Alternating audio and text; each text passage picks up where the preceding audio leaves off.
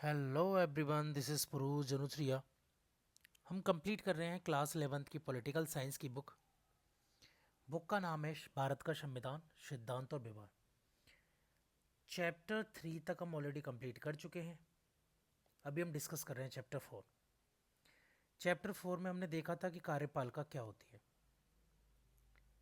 आज हम डिस्कस करेंगे कार्यपालिका जो है वो कितने प्रकार की होती है।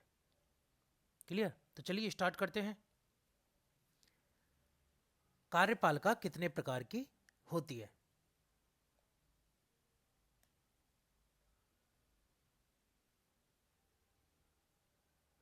क्लियर? तो सभी देशों में एक ही तरह की कार्यपालिका नहीं होती, ऑब्वियसली है। सभी देशों में एक तरह की कार्यपालिका नहीं होती है, हर देश में अलग अलग है।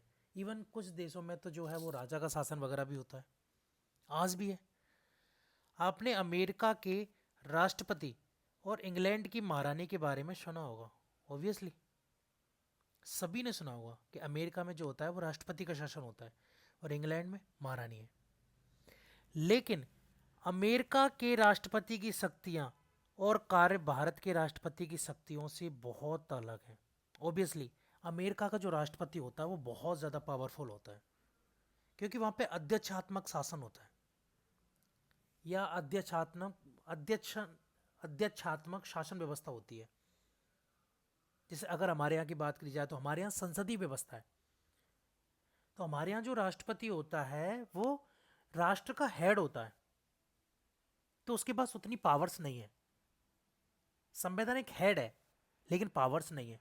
अमेरिका के राष्ट्रपति के पास एक्चुअल में पावर होती है, यानी कि वो संवैधानिक हेड भी है और एक्चुअल में उसके पास पावर भी है।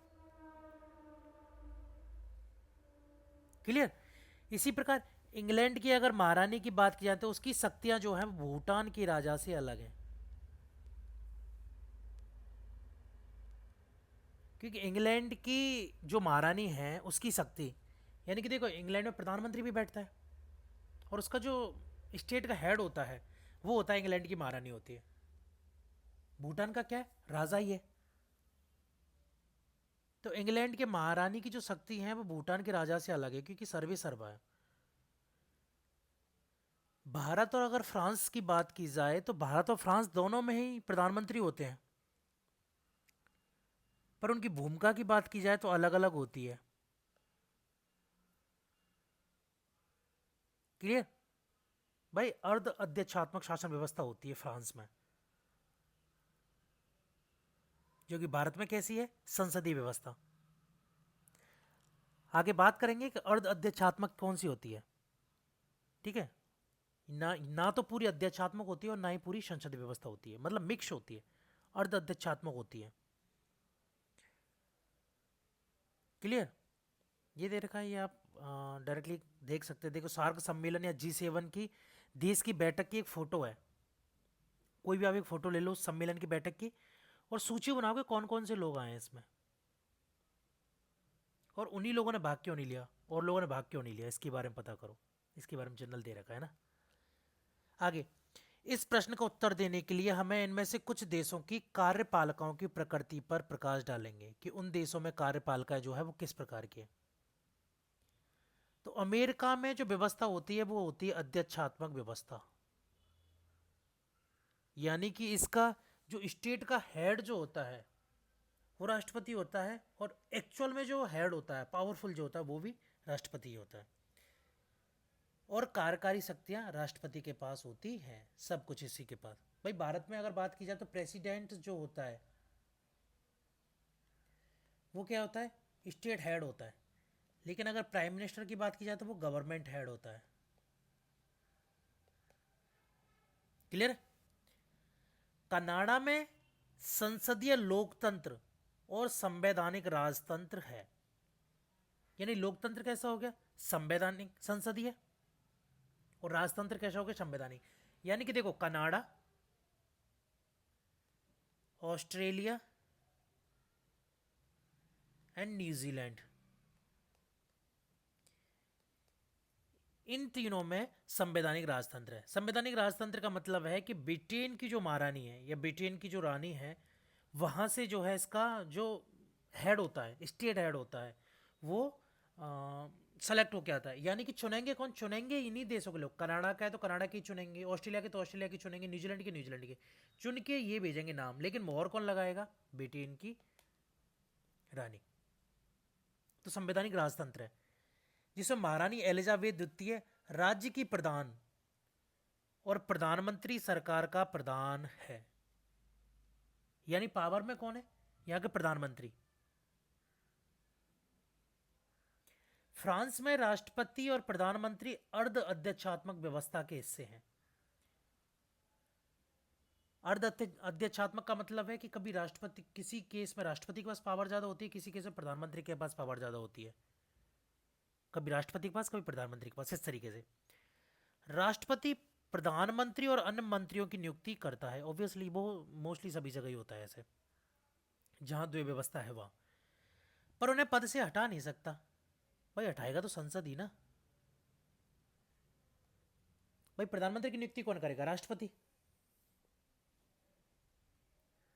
है ना। लेकिन उन्हें हटा नहीं सकता। क्योंकि ये क्यों नहीं हटा सकता, क्योंकि वो संसद के प्रति उत्तरदायी है। संसद में बहुमत नहीं हुआ, क्विट हो जाएंगे ऑटोमेटिक। जापान में कैसी व्यवस्था है, संसदीय व्यवस्था है जिसमें राजा देश का और प्रधानमंत्री सरकार का। यानी जापान की व्यवस्था हम इंडिया की तरह देख सकते हैं। लेकिन एक थोड़ा चेंज है कि जो देश का हेड होता है वो जापान में राजा है और इंडिया में राष्ट्रपति जो निर्वाचित होकर आता है, बाकी दूसरा प्रधानमंत्री। इटली में संसदीय व्यवस्था है, इसमें क्या है, राष्ट्रपति देश का और प्रधानमंत्री सरकार का प्रधान। एग्जैक्ट इंडिया की तरह होता है, एग्जैक्ट इंडिया की तरह। कहां पर, इटली में। रूस में क्या होता है, एक अर्ध अध्यक्षात्मक व्यवस्था है, फ्रांस की तरह ही। हमने बात की थी ना फ्रांस की, रूस और फ्रांस। और एक श्रीलंका, नहीं श्रीलंका मध्यक्षात्मक है, सॉरी, है ना। इसमें क्या होता है, राष्ट्रपति देश का प्रधान और राष्ट्रपति द्वारा नियुक्त प्रधानमंत्री सरकार का प्रधान होता है। ये तो सेम हो गया संसदीय व्यवस्था की तरह, है ना। लेकिन डिफरेंस क्या होता है कि पावर, कभी राष्ट्रपति के पास पावर ज्यादा, कभी प्रधानमंत्री के पास, अलग अलग केसेस में।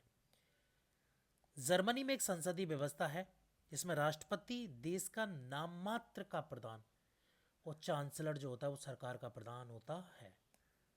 ठीक है, आप अलग अलग नोट डाउन कर लोगे इन्हें, ये बहुत ज़्यादा इंपॉर्टेंट है और बहुत बार पूछ लिया जाता है, बहुत बार। अध्यक्षात्मक व्यवस्था में क्या होता है, राष्ट्रपति राज्य और सरकार दोनों का ही प्रधान होता है। यानी अध्यक्षात्मक व्यवस्था में क्या होगा, राष्ट्रपति जो होगा वो राज्य का भी और सरकार दोनों का ही प्रधान होगा।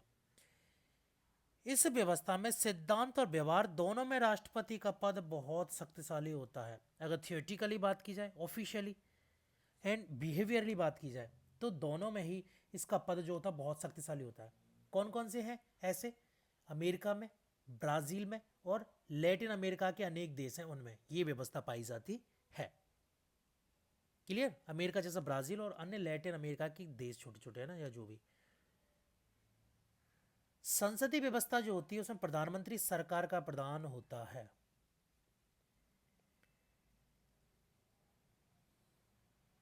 अधिकतर संसदीय व्यवस्थाओं में एक राष्ट्रपति, इनको हम बाद में करेंगे, ठीक है, ये एक अलग से करेंगे इनको, क्लियर, छोटे छोटे वीडियो बना के।